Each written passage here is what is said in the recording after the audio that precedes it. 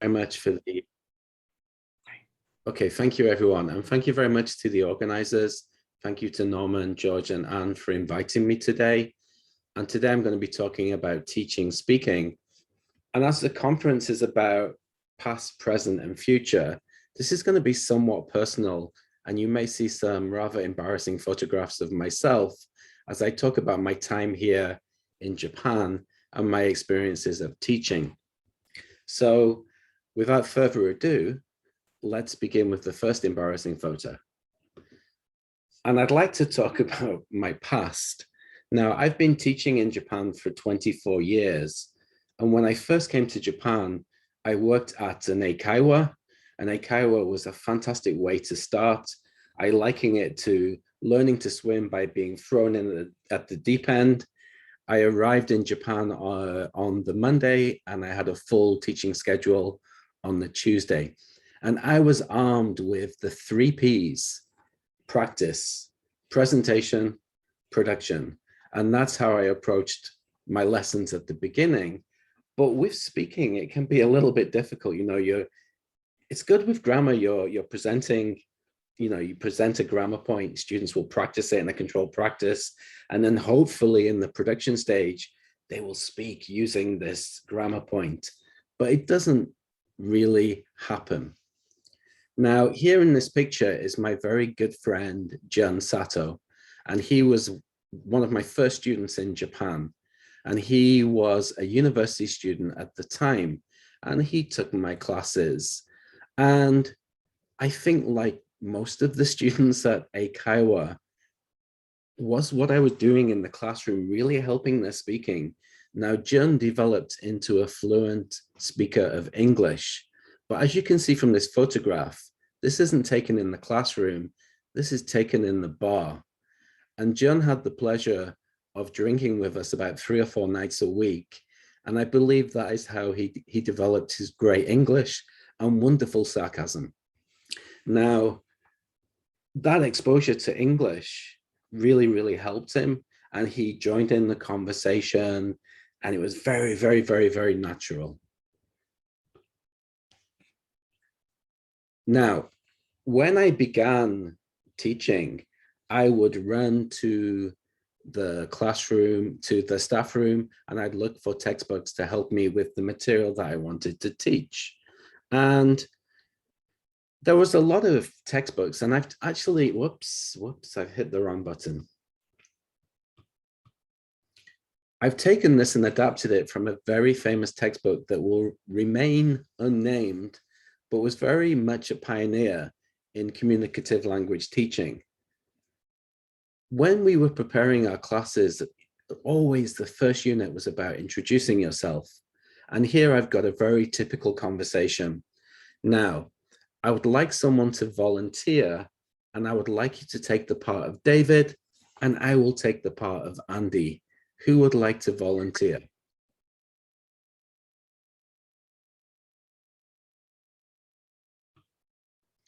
Jerry, would you like to volunteer? Sure. Okay, so you are David. Are you ready? Yes. Okay, go. Hello, I'm David Kluge. Hi, my name is Andrew Boon, but please call me Andy. Nice to meet you, Andy. You can call me Dave. Okay, and what's your last name again? Kluge. Okay, thank you very much. That was brilliant. You are a great student. Thank you. Okay, there you go, positive reinforcement. Now, I was teaching a lot of these conversations. Have a look at this conversation. What do you think is wrong with this material? What is wrong with teaching this? Is there anything wrong with teaching this? Okay, we have something in the chat box. It's not natural, yeah. Why isn't it natural? If I can, I'll speak rather than writing, perhaps. Yeah, that would be great.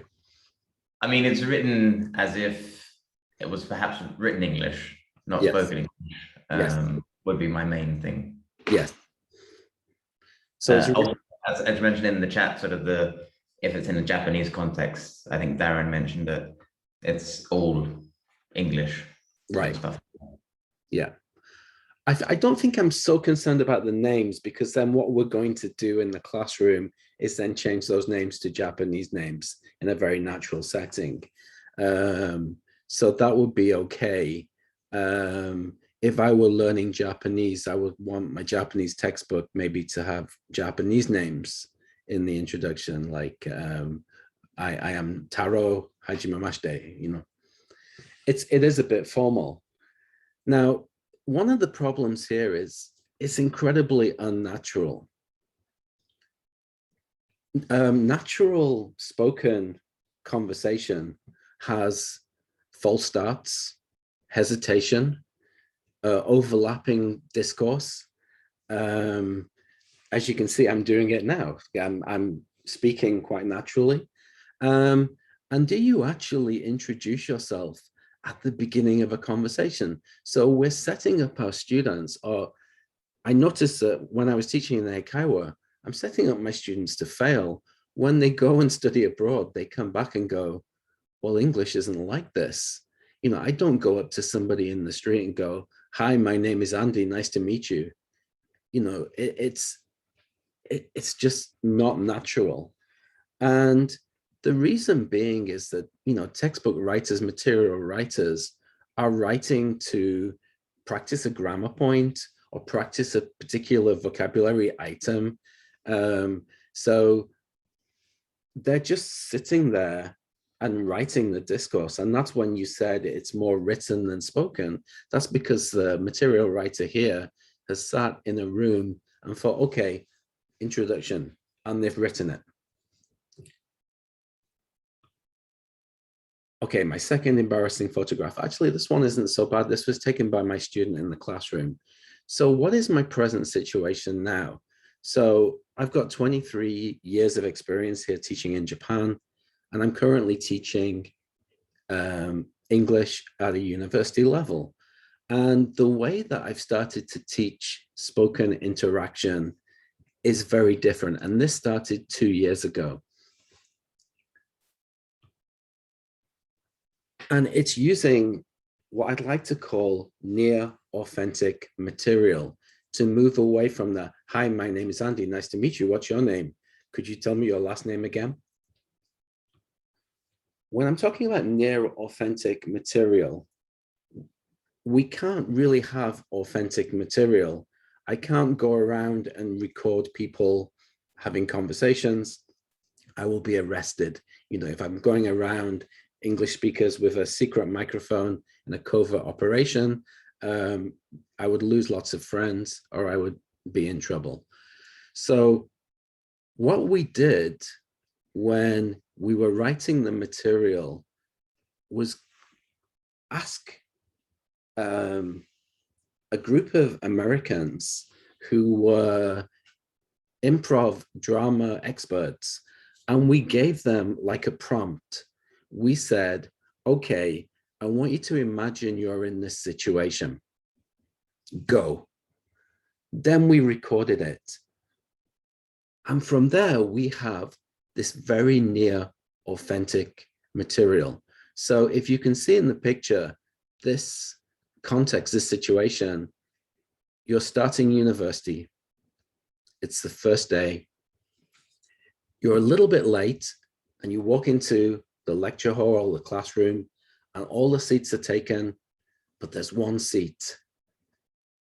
I want you to imagine that situation and go. And this is what the actors did, and we were able to record that material. So it became the core of a teaching unit. And then what we did was analyze the discourse, write a transcript and analyze it for interactional moves. Now, my PhD is based on genre analysis, looking at moves in teacher discourse. When I talk about a move can be defined as a semantic functional piece of discourse. And when you're doing move analysis, you're looking at when the move starts, when it ends, the language that is used to realize the move, how often it occurs, and where it occurs in the discourse as well. So analyzing natural discourse for interactional moves. But once again, spoken discourse is going to be very, very complicated for the learner. So what we did, we start off with schema building. So we show a photograph that is related to the context. And here you can see a photograph which is meeting a stranger. You know, it's your first day at university, you're walking into a classroom and you're going to start a conversation. We then broke down this near authentic conversation into manageable chunks, different moves in the conversation. And before students listen to that conversation, they practice each individual move. So there's a series of activities to build the conversation, to introduce students to this functional move, if you like. Then, after they've practiced these interactional moves, then we listen to this near authentic dialogue that has come from this acting group in America. It's not authentic because we've asked them to do it for learning material, but it's authentic because it's non-scripted. So as I've mentioned in the previous slide, a lot of the material is just written discourse. You know, the material writer has just sat there. Okay, I want to practice this grammar point. I want to practice this function. I want to practice these vocabulary items. But here, we don't know what's going to happen. We record it, we analyze it, then we break it into chunks for students to learn. Then they listen to this near authentic dialogue. They analyze it themselves for the moves because they've learned this in the building part of the lesson. And then there's also another section where we can focus on other aspects of spoken discourse that maybe other material doesn't feature. So for example, the ers, the hesitations, the fillers in the conversation, the contractions of because to cause, the repetition, the false starts. So you can get students to look at that and look how that naturally occurs in spoken discourse. Then you move into the interaction part of the lesson where students will role play their own conversations using the moves and using different contexts where they're going to meet strangers. So for example, it could be at the airport, or it could be at a bus stop. You know, you could be in a coffee shop and start up a conversation with a stranger. The one that we teach is in the classroom on the first day of school. Students are encouraged to record their discourse, their interaction, and then transcribe their best conversation, the one that they feel is best that they've done in the classroom. Now, I'd like you to imagine the situation, and I'd like you to think about what moves do you think would occur in this situation where you're walking into a classroom, you're a little bit late, it's the first day of school, there is an empty seat. What's going to be your first move? What do you think?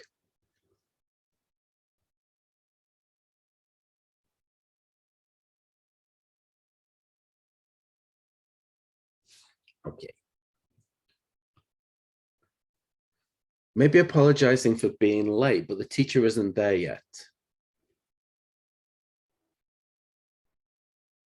Maybe the teacher is late. Yeah, ask if the seat is taken is going to be the first move. Yeah, is this seat taken? Actually, Phil has mentioned two moves there. What does do? What's the function of or excuse me? Why do we say that? Yeah, attention getting. So the first move is getting attention. Is anyone sitting here? Or do you mind if I sit here? Then the response would be, sure, go ahead, or no, I don't mind. Then what would happen next in the conversation?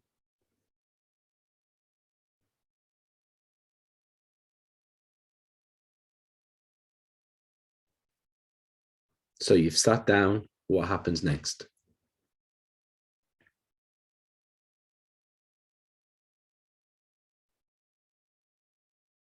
Yeah, you're going to thank the person, thank you. Then what happens next? Are you going to introduce yourself at that stage? It's very direct. I'm not that confident to sit down next to someone, chat about the class. So there you go. You need some kind of opening comment, which is about the situation. If I walk into the class and I go, is anyone sitting here? Oh, okay, thank you. My name is Andy. Wow, it's incredibly bold. Yeah, British, we would talk about the weather. But in the situation, we're going to comment about the situation, which is the class. Okay, ask about the lesson. Then you're going to keep it going. Then introduce yourself. Then the teacher comes in and the conversation will end. So looking at the conversation, you've got 5 moves: getting attention, asking to sit down, comment on the situation. To start the conversation, you need to ask a question or make a comment. Then that conversation needs to keep going. You know, I often liken conversation to my students to like a life machine. You've got to keep it going. You know, you don't want to flatline the conversation. It's got to keep going. And the way to do that is to ask questions. At some point, there's going to be an introduction. But the point here is that the introduction does not happen at the beginning. In natural spoken discourse, very, very often when you're starting a conversation with a stranger, you don't start with your name. If you're at a party, you might go, oh, how do you know Andy? If you're at the bus stop, you would say, oh, it's warm today, isn't it? Or you'd say, Atsui desu ne. You know, so you're going to comment on the situation. The introduction is going to come later on in the conversation. Okay, so let's take a listen to the conversation. And the conversation, as I said, is the core of the learning material. We work backwards from the conversation, looking at the interactional moves, and then students will practice or role play a similar conversation. So I'm just going to play it to you. Discover Conversation, published by Halico. Unit 1, Conversation. Hey, Yeah, can I sit here? sure. Have you taken any classes with this professor before? No, I hear he's really strict. Yeah, I heard that too. That's something I'm really, really worried about. He's apparently one of the hardest graders for this particular level. Oh man, I can't afford to fail any classes because I'm on a scholarship. You know, I actually, I'm really worried about this, 'cause it's the last semester for me. I'm supposed to graduate next semester, and if I don't pass this class, I'm not getting out of here. Wow, well, I guess we just have to wish and hope that this guy is actually really not as strict as everyone says. That's pretty unlikely. Yeah. Oh, I'm Mike, by the way. Oh, hi, I'm Jennifer. Well, it looks like the professor's here. Oh, no. Okay, so that's the conversation. And you can notice from the one that I showed at the beginning, that's from a very famous communicative textbook where introduction is, hi, my name is Andy, nice to meet you. Here you have the getting attention, asking to sit down. They comment on the class, they comment on the teacher. I hear he's really strict. They keep that conversation going. Oh, I'm Mike, by the way. And the introduction is a by the way. It's an afterthought, usually in spoken discourse, when you're meeting someone in that situation.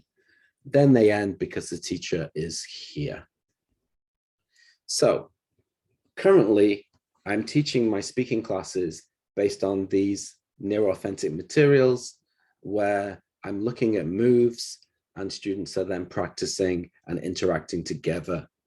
So we've talked about the past, we've talked about the present. Discover conversation. Let's talk about the future. And as we all know, when the pandemic hit in March 2020, we all moved to teaching online. I actually haven't gone back to the classroom. I've been teaching online now for 1.5 years. There are mixed opinions by teachers and students about online learning, but I'm going to focus on the positive aspects of online learning and online teaching. At my school, at my institution, we've been using Teams, and this is a screenshot of my Teams, and I've been teaching conversation skills 1 and conversation skills 2 this semester. I've just finished these courses using this style of teaching. It was a challenge, especially when the school told me that I would have 48 students in my conversation class. Because I had requested that there only be about 24. I thought that would be a good number, but they actually put 48 students in my class. But because I'm using Teams, it really, really helped. What I can do to teach the class, I can do a lot of text-based stuff to build it up. So we go into a lesson channel, we look at the photograph, and students have the textbook at home. They look at the book and they type their answers. What do you see in the picture? Okay, well, I see a university. How do you think people will feel walking in? They're going to feel nervous. And students can interact together in a text-based way. As we're looking at the build, how can you get attention? I give a few examples and students will give other examples. How do you ask to sit down? How would you respond to that? This is all text-based in Teams. The reason I'm doing this is because students have limited data plan. That's the reason why I'm doing some text-based stuff. So we get to the conversation, and then they can do the gap fill and they can listen. The audio is already in there for them. Then we can do the speaking the following week by using Teams Meet, which is very similar to Zoom. And even though there's 48 students, I can put them, we practice the moves again. We make role plays, we put them in Teams in a text-based way. Then they go to breakout rooms in Teams with a partner and they practice the dialogue. Then they can move, they come back to the main session. I can give some comments on their interaction. Then they go back to another breakout room and do it again. For homework, one of the great things about online teaching is it's very easy for students to submit homework through Teams. For homework, they can then get together with a classmate. They can interact using Teams chat or Teams call, record the audio, and then upload to the assignment track. So they're getting a lot of speaking practice outside of the class time as well. So the future, I can see when I go back to face-to-face teaching, I'm still going to be using Teams, especially for homework, especially the idea of students being able to interact with their classmates outside of class by calling one another, recording their role play, and uploading it for an assessed piece of work. So the future, the past and the future are always connected. Curtis talked about connections. The past and the future are always connected. My good friend John, who was one of my first students, he's now married with 2 children. I still see him from time to time, and he now works in logistics using English, and his English is fantastic. Now, my goal as an educator is to give students the same experience as I gave to John without taking them to the bar for that extra English practice. So giving them exposure to near authentic material so that they can cope with it when they go to study abroad, or when they're in a situation talking to a foreigner or talking to somebody in English. They will be able to listen for the overlapping or the false starts. They will understand the complexity of spoken interaction, or they will begin their journey to understanding it and being able to interact together. That's what I hope for my future. Thank you very much. Thank you for listening. I've got some resources there, some further reading, and also my email address if you would like to contact me. And we've got about 5 minutes for questions. Can we first unmute ourselves and give Andy a round of applause for thank you, very interesting presentation. Thank you. Okay, questions. We have about 4 minutes. Oh, I have a question, Andy. Okay. What importance would you give to perhaps getting learners first to do similar situations in their L1? That was pretty much it. Would you raise awareness of some of the differences, sort of the conversational differences between, for example, Japanese and English, or is that something that you wouldn't sort of advocate? I wouldn't do in my context, because my students are coming to my class with the expectation that it's going to be in English. So I'm not going to do it personally, but there is some validity in doing that, especially with lower level. You know, it would be very interesting to look at how you interact in Japanese in that situation and then compare. So absolutely. But unfortunately, my students are coming to my class with the expectation that it's going to be in English. So I'm going to focus more on the English. Obviously, if they have difficulty understanding, Japanese has a place. Okay, brilliant. Thank you. And just to add to that, I think, you know, for Japanese learners, this kind of way of making material would be also very, very good. I mean, I studied Japanese using Japanese for Busy People. It's a really good textbook, but once again, the dialogues may be somewhat unnatural in there.